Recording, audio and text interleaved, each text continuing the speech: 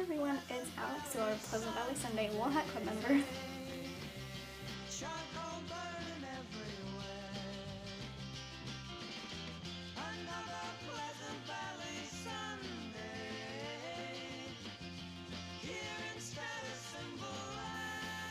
Alright, okay, so in this video I'm going to be talking about my concert experiences. And I went to 2 Monkees concerts, and the first one was June 28th, and the second one was the Access TV concert, August 11th. And so I'm just going to be talking about like what happened and stuff. So, okay, first concert. I got ready like 6.5 hours early because we live 3 hours away from Dallas, so we had to drive there. And we ended up getting there probably at around 6:30 or so. And so, like, when we got there, I got inside and I waited in the merch line, and I got to meet one of my Instagram friends. Yeah, we hugged and we talked for a few minutes, and it was really awesome because he's really nice, and so I got to meet him. And the merch line, it was super, super long, like, out the door. And then we waited around for the concert to start, you know, and that took like an hour or so, hour and a half, something along those lines.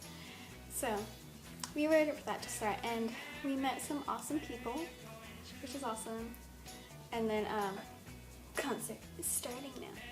So we had not super great seats, but they weren't horrible. They were in the second row, and so, you know, we were on the edge, and I was sort of expecting it, but I wasn't at the same time, you know. And so we moved into someone else's seats, and so when we moved, they didn't show up until like 30 minutes into the concert, and the security person was like, well, I see someone's not in their seats. Like, she was really kind of rude. And so were the people whose seats we took, but, you know, whatever. And so during Aurora Griselda, I saw another seat in the second row, but it was closer to the stage, and it was just a better seat. And so I asked my mom if I could go sit over there, and she was like, yeah, sure, why not, I don't care. And so I went and sat over there, and Peter was like watching me the whole time, and it was kind of, I don't know, I felt really awkward having him like watch me change seats. That's just me, but I did. And then intermission came around, and they were on the big screen that's on the stage. They played a lot of the Blu-ray stuff, which is really cool because if you don't have the box set, then you can sort of watch some of the bonus material on the screen during the concert and an intermission and before the concert. And it was really cool. And I got to talk with my friend Charlie more, and so we talked like from the balcony and the floor, and it was really awesome. Yeah. And then during I'm a Believer, like, the concert was really good. It was super, super good, and y'all should all go if you have the chance. Like, just go, do it. And then during I'm a Believer, Mickey was like walking across the stage over to my side, and when he got in front of me, I like frantically waved at him, and he like pointed at me and was giggling, and I was like, oh my gosh, I just made Mickey giggle. And that made me like really, really happy. And so I made Mickey giggle, and he just kept pointing at me while singing, and then I saw her face, and so that was really awesome. And I just realized like this whole time I have not been looking at y'all, I've just been looking at myself. Sorry. And so that was pretty much the end of the concert. That went by really fast, sorry, not much to tell. And then the security guard told me where to go because he was like, oh, you know, you're being you, you're so awesome, I'm not gonna like make you move or anything. He was so sweet. And like I was literally like sobbing and stuff before they came out and while they were on stage, and people were like giving me tissues. It was so sweet. And when the security guard told me where to go, I ran to like the stage door and stuff, and I was waiting for them, and I was like reaching out and crying and like wanting them to like come and like sign autographs, but they didn't. Mickey didn't wave. He just kind of put his hand up and ran to the van, and yeah. And then Peter stopped and waved at everyone, and he was really sweet. And so that's pretty much it. I got home at like 3:30 that night, whatever. So that's pretty much the first concert experience. Alright, so concert number 2.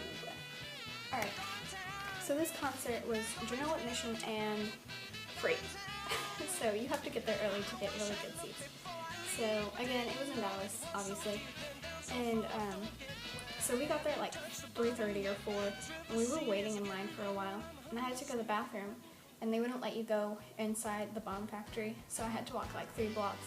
And while I was still by the bomb factory, they were doing sound check, and I heard them doing I'm a Believer and stuff, and so I just like pressed my head against the wall, and I was like listening to them. I was like, oh my gosh, it's them. They're not in front of people. It's just amazing, you know.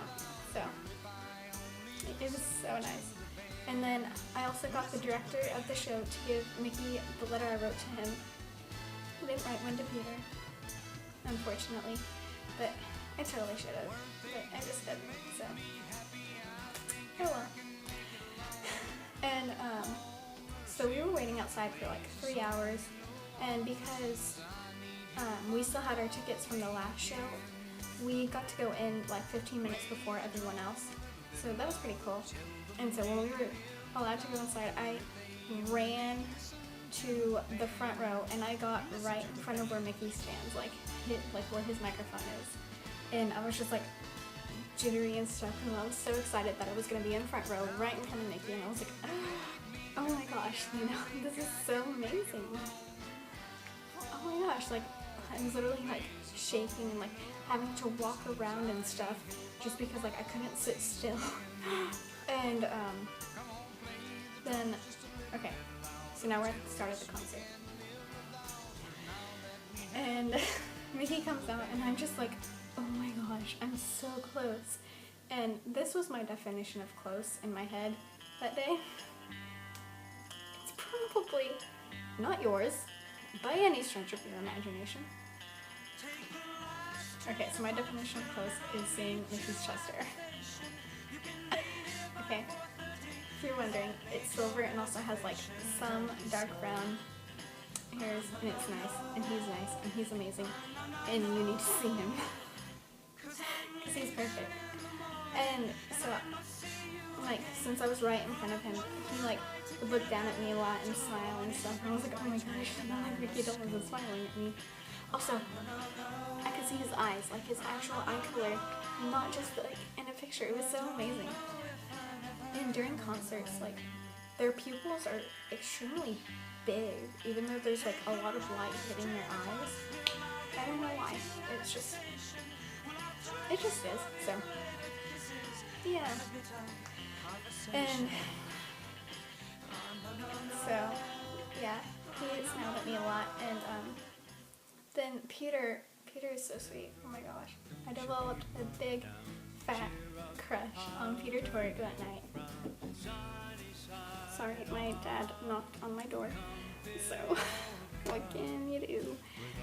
Okay, so as I was saying, I developed a big fat crush on Peter Tork that night, and okay, so like during the show, he was like looking at me and smiling and stuff, and I was like, oh my gosh, you know, like Peter, he keeps looking at me, and I was like, he keeps looking at you, and then later she was like, Peter's flirting with you, and I was like, I know. And during Lookout, Here Comes Tomorrow, you know, when it gets to the Mary, I love you, Sandra, I love you part, can't be losing my little head. Peter turns and looks at me and goes, Sandra, is that your name? I love you. And so I'm just like, oh my gosh, Peter said he loved me. And I turn around and I like hug my mom. I'm like, Peter Tork said you love me. And I was like crying of happiness. And he was just giggling and stuff. And it was so amazing. And during Shades of Grey, I was crying. And Peter goes, is that for me? I was like, no, it's for David. And he's so sweet. And during Daydream Believer, during the part where Mickey's like, oh yeah, now y'all sing, or whatever he says, Peter grabs the microphone and he's kind of like standing there and like sneakily walking over to my side of the stage, and he crouches down in front of me and goes, can you sing? And I was like, I was like singing Daydream Believer and just like staring at Peter, and I was like, yeah. And so he put the microphone in front of me and I sang Daydream Believer with them. And so that was really awesome. And Mickey had no idea what was going on. He just kind of stopped and watched Peter because he was like, this is not normal, you know? So that was awesome. Peter just kind of did it. And then during Pleasant Valley Sunday, I like threw a heart to Mickey, you know? And he like smiled and winked at me, and I was like, oh my gosh, Mickey winked at me, you know? And then I threw one to Peter, and he stopped what he was doing, and I did it away from my chest, like right there. And Peter does it, and he puts it right here, but his kind of look like that. It's so cute.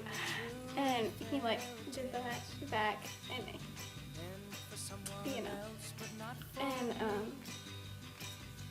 so that happened. And then I tried to throw a heart to Coco, and as soon as I put my hands up, she turned and looked the other way. And I was like, oh no.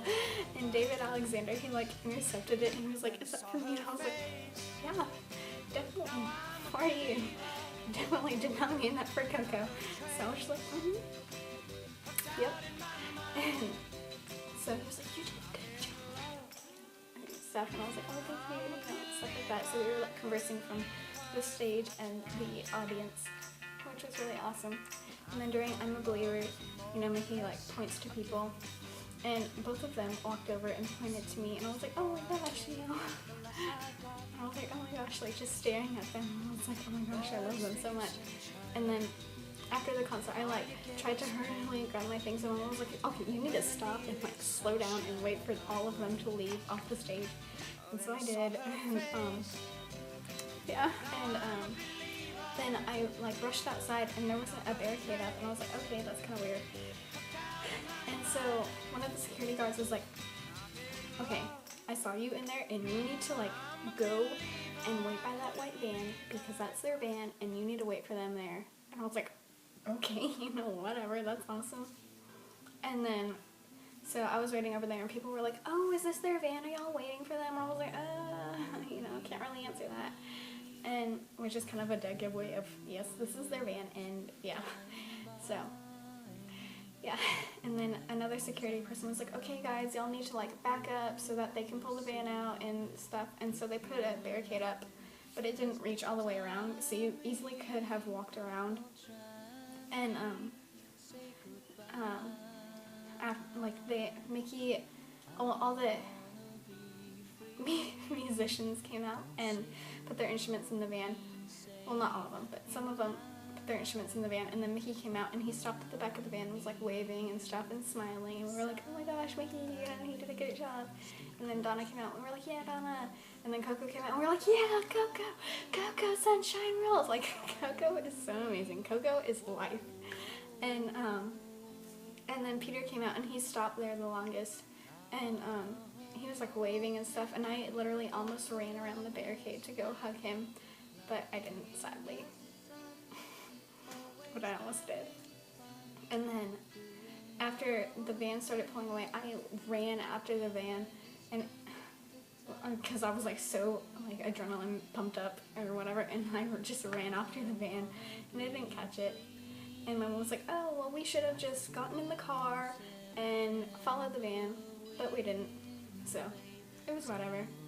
So that was my concert experiences, and y'all probably won't have the same ones, but I hope y'all have a great time at all the concerts you go to, because you will. They're so much fun and amazing, and just don't forget to save the Texas fried chicken. Bye.